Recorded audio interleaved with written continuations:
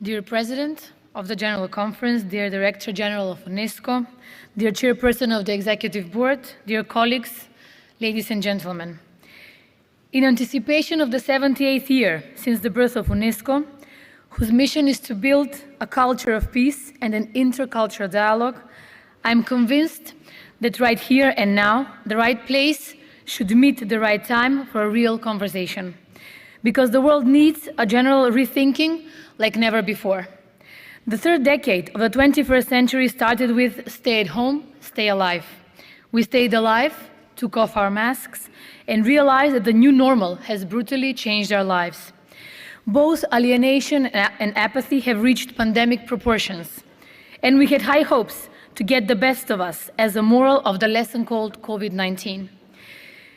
In the third year of the third decade of the 21st century, the world is frighteningly close to the abyss. How did we get to the edge? Instead of dialogue of civilizations, survival of civilizations.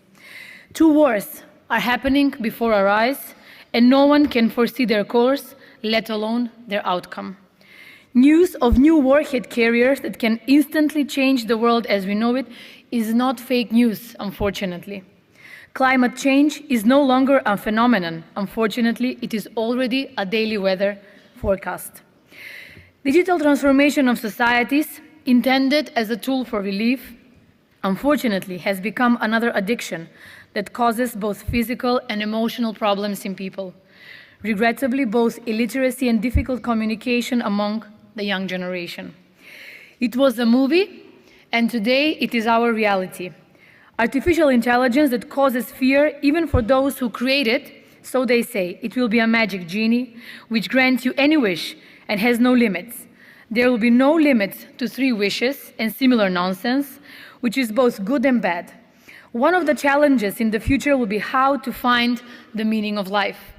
I extend this quote with my own question. Are we opening Aladdin's lamp or Pandora's box?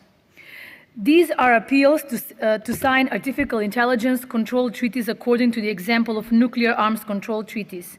And what treaty of this type is still valid if fear is not the greatest guardian? Respected, none of this is a record of our existence. This is the signature of our extinction. Even the most beautiful pen has bad handwriting in the wrong hands.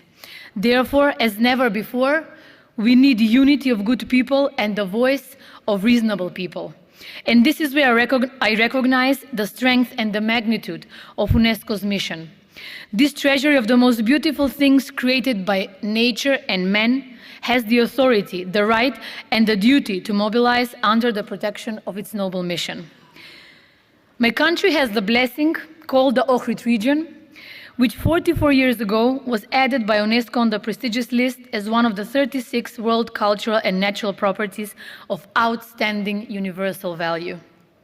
However, faced with the fact that this prestigious status is under serious threat, both due to natural laws and climate change, as well as due to human carelessness and recklessness, the government, to which I am the Minister of Culture, seriously heard UNESCO's alarm and launched a specific comprehensive action. The World Heritage Committee recognized and accepted our efforts, as well as the joint efforts with the Republic of Albania, to preserve Ohrid's beauty.